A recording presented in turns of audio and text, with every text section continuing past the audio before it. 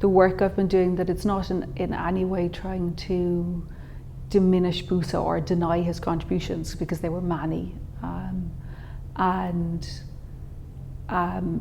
But I think what I am doing is sort of thickening that description that we have, that's built up over all of these years, and also uncovering some aspects of that story that had previously, they'd been covered over.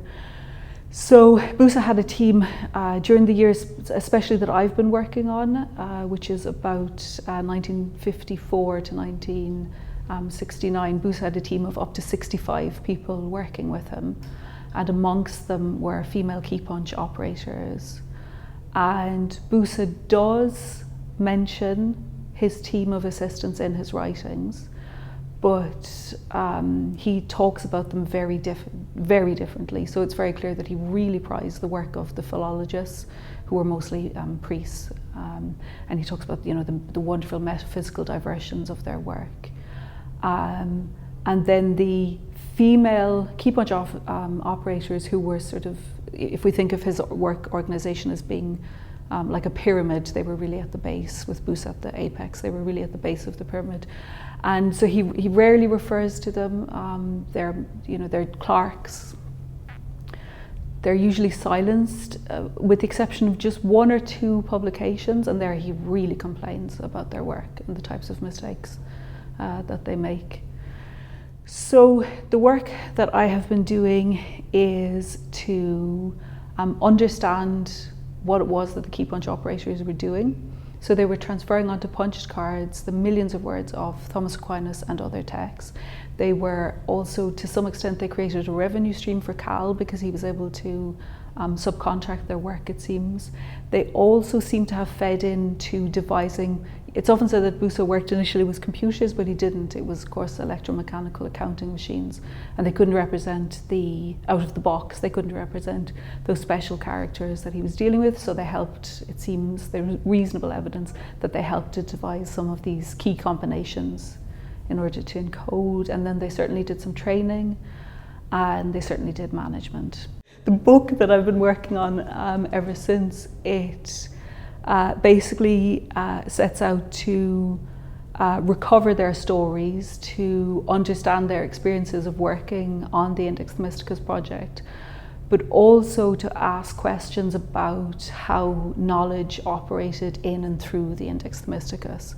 Why was it that their work was portrayed as ancillary, and that it was essentially devalued, but yet it was, you know, of crucial importance to the project? You know, who was in a position to devalue their work, who gained from devaluing their work? And so I essentially see the story as, or the history as, an insight into those sort of, the making of those boundaries between who could be a scholar, who could be a technical person, and yeah, I guess the sort of the emergence and the laying down of those boundaries, and also the rhetoric that went with it. So, for example, in those publications where Busa is really complaining about their work, you know, surely the philologists made just as many mistakes, but we don't see the philologists being complained about, because there was a certain idea of the scholar being worked out. The way, so his treatment of the key punch operators, it wasn't somehow unusual, because this work tended to be done by women, and this work tended to be devalued. But what disappoints me slightly is that at what was supposedly the birth of a new field, as it were, if we accept, you know, we can put that aside, but, you know, so at this time of, in some ways, great opportunity, and when you had, you know, so Busa had,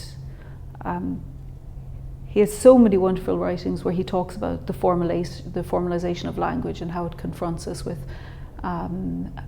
how it is that we can speak, and, you know, essentially he brings everything back to almost the dignity of human beings. And then it's quite difficult to read this literature and then look at what was the iniquitous treatment of his staff, I think.